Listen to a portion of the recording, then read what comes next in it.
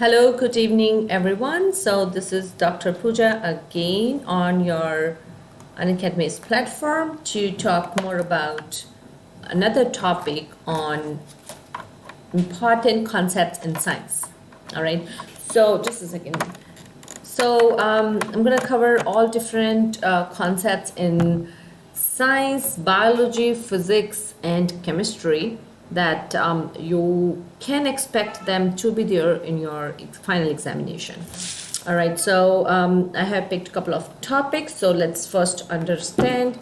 Before I get into the details of this, I will be talking about there is a new feature on Unacademy. So let's talk quickly about it, what it is. All right, and then we'll move on to our topic, which is important concepts in biology.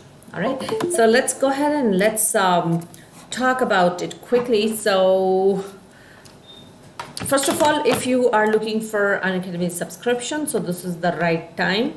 Reason being, you will be getting extra 10% discount till 28th February. Okay, after that it's going to change. So that's the good news for you. Hello Archana, how are you? That you can avail this offer. Next is a little introduction about myself.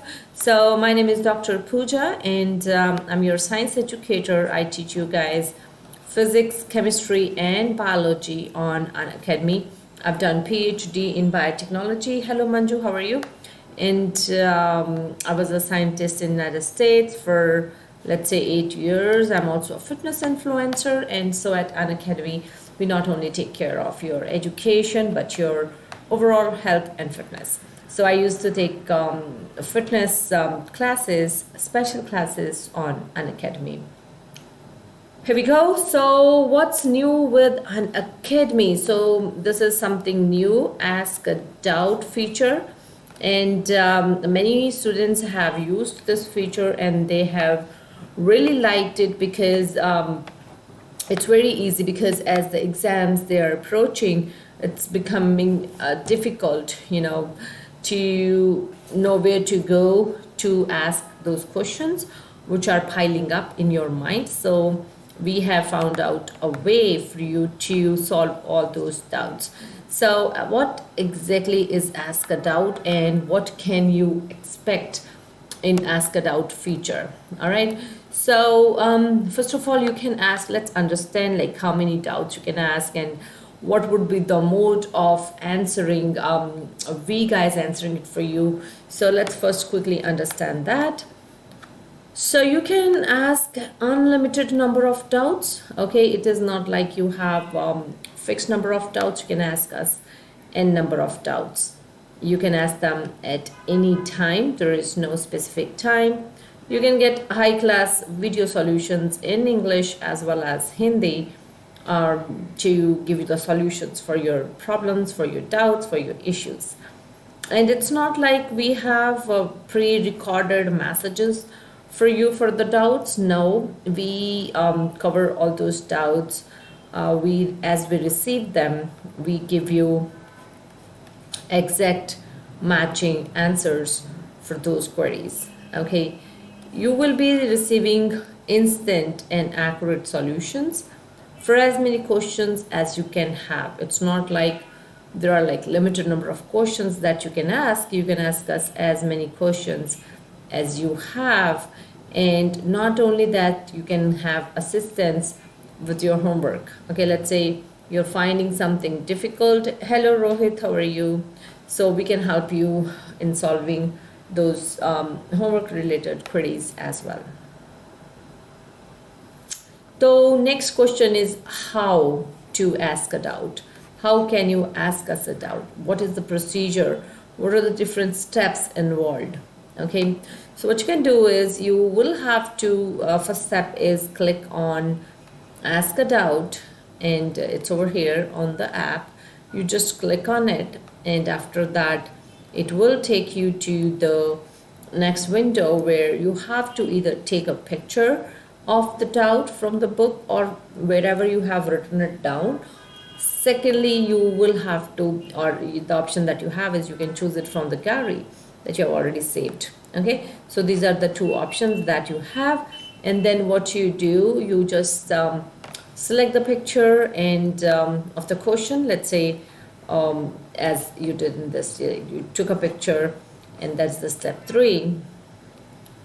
Next, what you do is maybe there are many questions on that particular page, so you can crop it down, highlight it, the one that you want to ask.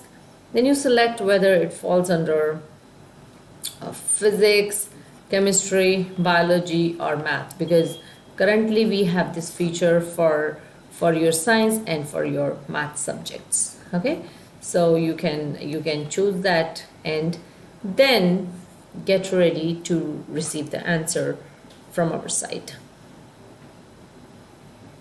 Here, Unacademy subscription features.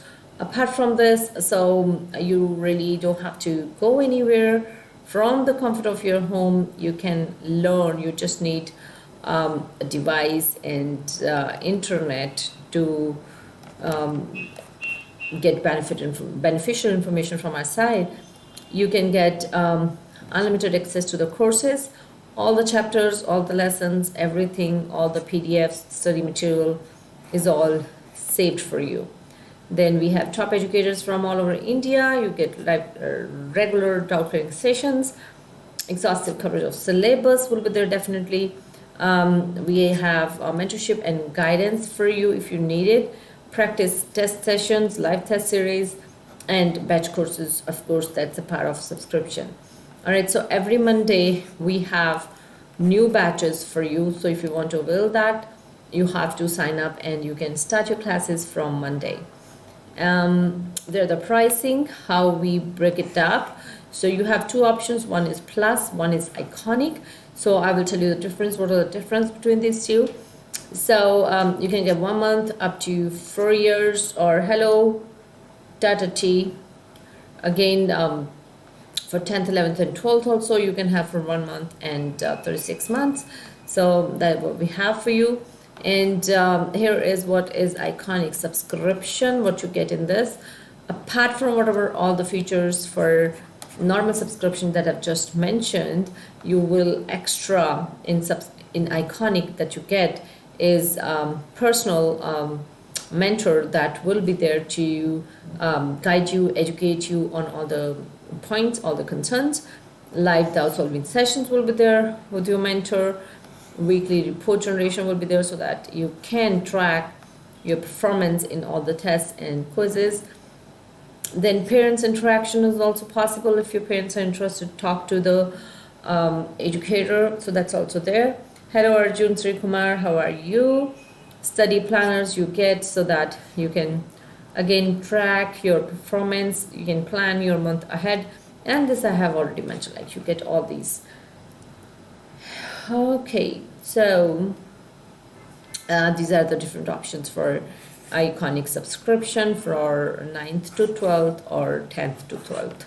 Okay, again go ahead and use this code PASLIVE10 to get 10% discount only for the month of February.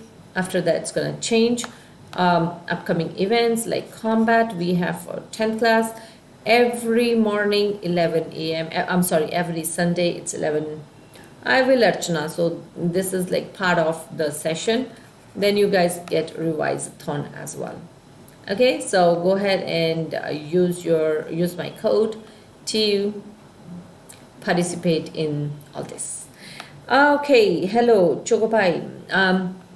This is what I have for you. I have picked really important topics which kids, students, they find problems understanding. So the very first one that I picked for you is lymph. What is lymph? Students, they have biggest issues, biggest problems in understanding lymph and how is it different from blood. Okay, first of all that you need to oh, what happened, Arjun? Science exam. No, you really don't have to fear from science. Science is easy. So first of all you need to understand that both blood and lymph, they are the connective tissue. What is a connective tissue? Connective tissue is what connects one part of the body to another. Okay, and the matrix in both are liquid matrix. Okay, we have studied in our science classes like how these different connective tissues are different from one another, and what is connective tissue, what are different type of connective tissues present.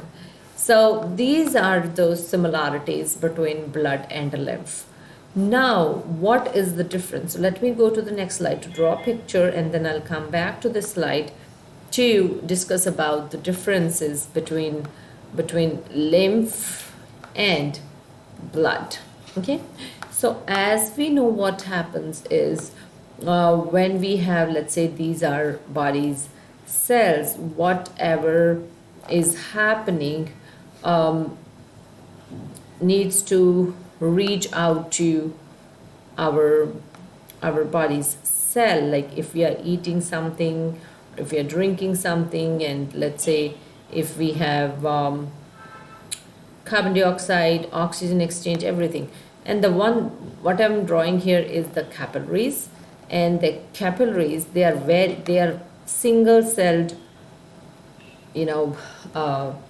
tubes, right? So and here are these big things that I've drawn is red blood cells. Okay, so this is our red blood cells, and the blood is flowing through the capillaries wherever the exchange of gases, exchange of nutrients, it takes place through the capillaries, because they have these small holes. You see this structure over here? These are the small pores through which things they get exchanged. Okay, so now what happens is, let me take another color maybe. So this blood, so this is blood is having plasma, fiber, protein, everything is present here. So I'll just draw a couple of things with different colors so that you can understand what really I'm gonna talk about. So there are fibers and proteins, everything is there. So I will not take a couple of colors, I'll just try to adjust with this. Right, so when the things are moving through the capillaries, what happens is at this point, right, where it has small pores, the liquid, which we call plasma, it comes out, because capillaries, they are under high pressure. So these are the body cells. So, and the spaces over here is the intercellular spaces, they get filled with this plasma thing. Okay, because it's coming out of so this is your capillary, and this is your body's cell, and this is the intercellular spaces, right? So things are oozing out, things are coming out. So this is what we call lymph. Lymph does not have RBCs, because see the size, this is RBC, because the size of red blood corpuscle is too big. Okay, so blood has RBCs, lymph, they don't have RBCs. So now let's go back. This was just to give an idea like how lymph is formed. Now let's go over this slide to talk about the differences between lymph and blood. Is pumped, first of all, blood is pumped throughout the body through heart. Lymph is not pumped through heart. It just it moves along through the normal function of the body. Okay, when you move more, lymph will move in your body. Blood transports oxygen throughout the body. Lymph removes waste from the system.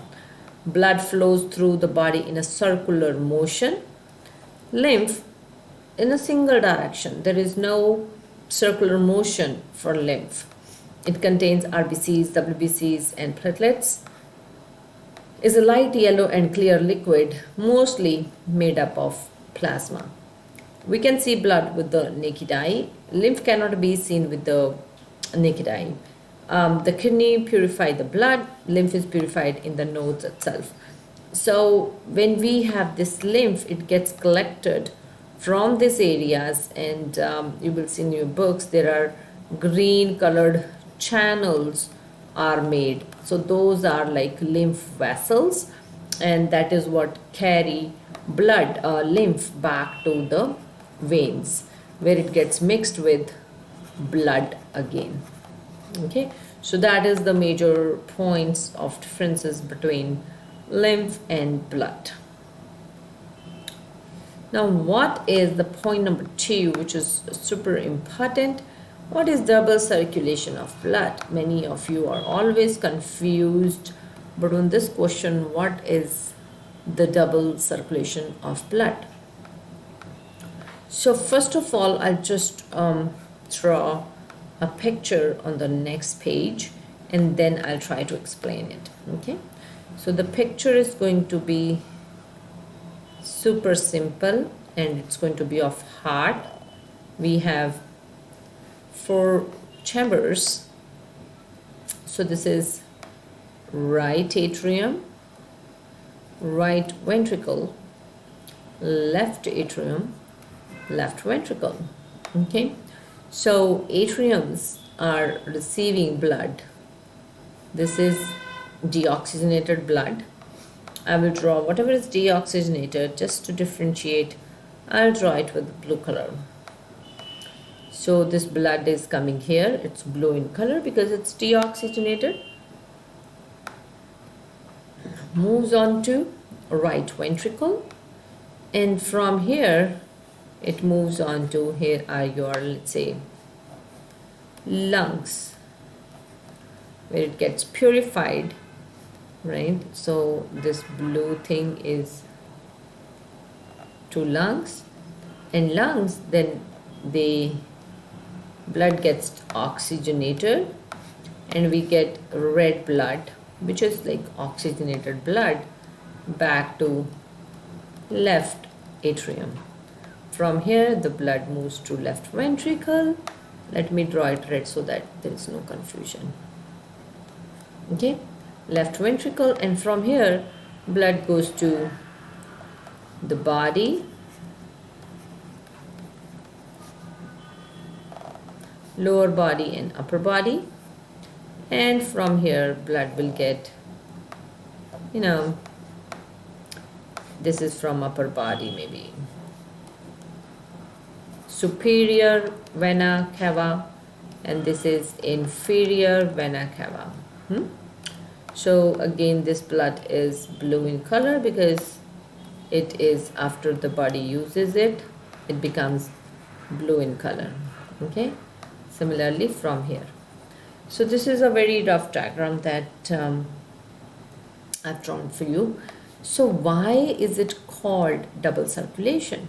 See, this is one point of entry for blood into the heart.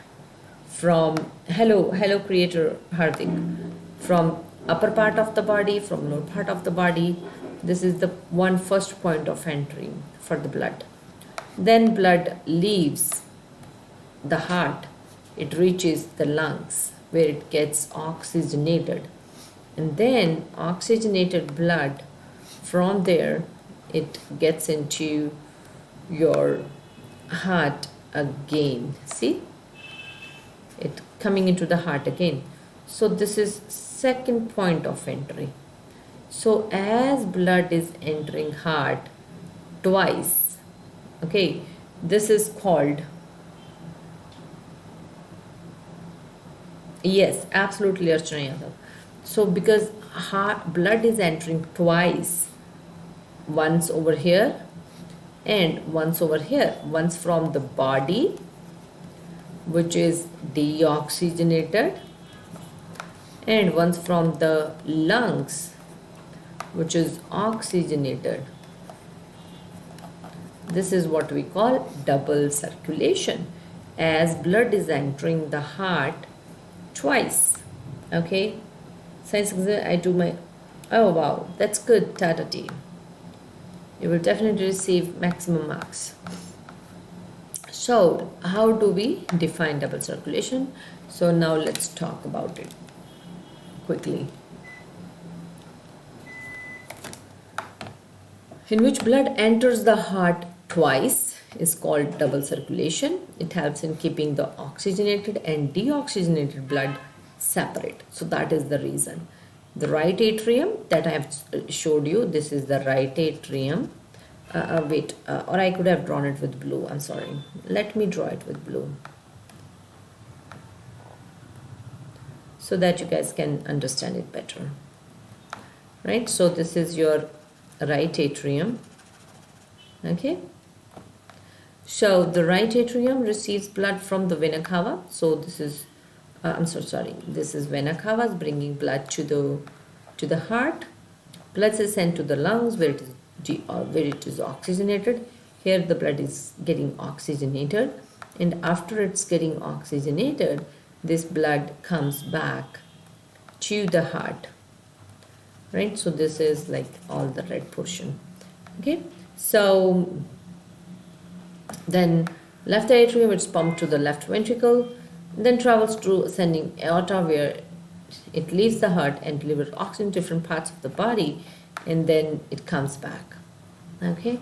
Only birds and mammals, they have double circulation because they need to maintain a constant body temperature. That's why we call AVs like birds and mammals. They are warm-blooded organisms because they can keep their body warm. Okay. So this was about double circulation of blood, how it happens, how the blood leaves heart, it comes back to heart. Basically, blood is entering into the heart twice. That's why it's called double circulation. So next question is, and that is also super important question. Many people, they don't even understand the meaning of the question. What is the fate of glucose in human body? What happens to the glucose molecules in human body? Right. So first of all, we need to understand again. I would love to draw a diagram for you, and then maybe I'll discuss. Now let's say this is the cell. Okay.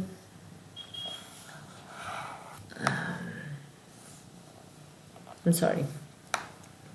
Let's say this is the cell and it received glucose from blood again. Okay. So we have glucose inside the body, inside the cell. What happens to this glucose? First of all, in the cytoplasm. So this thing over here is cytoplasm, and this thing over here is mitochondria. So this is mitochondria, and this is just cytoplasm. Okay. So glucose, with the help of oxygen, gets converted into two pyruvate molecules. Okay. Now these two pyruvate, this happens in the cytoplasm, and this is called glycolysis, plus some amount of energy is also released. Now what happens to this pyruvate? That depend upon the condition whether oxygen is present, sufficient oxygen is present, or whether oxygen is absent. Okay. So let's say oxygen is present, so then pyruvate get into the mitochondria. Here it will combine with the oxygen and gives you carbon dioxide plus water plus energy. Okay. So this is pyruvate combines with oxygen. So this is called aerobic. When oxygen is present, it's called aerobic respiration. This is what happens to the glucose. Glucose gets converted into pyruvate. Pyruvate enters the mitochondria, and then it forms energy there. It gets burned down in the mitochondria. But let's say oxygen is not present, oxygen is absent. In that case, what will happen? Pyruvate will get absolutely Archana converted into alcohol or lactic acid, depending upon when oxygen is not present. Okay, lactic acid in the body, and this causes cramps. this lactic acid deposition. And this is what we call anaerobic respiration. Okay, so if you talk about it, pyruvate, 3-carbon molecule, is formed by glucose through glycolysis in all the organisms, and this happens in cytoplasm, and this happens in all the organisms. Now, what is aerobic respiration? When yeast, which is also known as fermentation, as glucose to pyruvate, then it forms alcohol, carbon dioxide and energy, and this is done by yeast. Okay, now next is aerobic respiration. The second step is like, I'm sorry, this was anaerobic, right? Yeah, when no oxygen is present, that is anaerobic respiration. Now let's say aerobic in human cells takes place in the presence of oxygen inside the mitochondria. This is called aerobic respiration. And the end product of glycolysis, 2 molecules of pyruvic acid enter the mitochondria, okay, where undergo oxidation by the enzymes and release large amount of energy. All right, so that is, yes, Archana, absolutely right. So we have glucose gets converted into pyruvate. In presence of oxygen, we get carbon dioxide, which we breathe out of our body. Water and energy is released. Okay, so this is what is happening to glucose, right? So this was the whole path that I wanted to explain to you, like what exactly is happening to glucose when oxygen is present or when oxygen is absent. Okay, so guys, this was it. I discussed 3 main topics. One was lymph and blood, the difference between these two. Second, double circulation, blood circulation. And third one that I discussed was fate of glucose. And I hope you learned these topics very well this time. And if you want to subscribe, please use this code and subscribe to Unacademy. Alright, so guys, that is it for today. And with that said, I would love to end this session. I'll see you guys pretty soon. You guys have a wonderful time.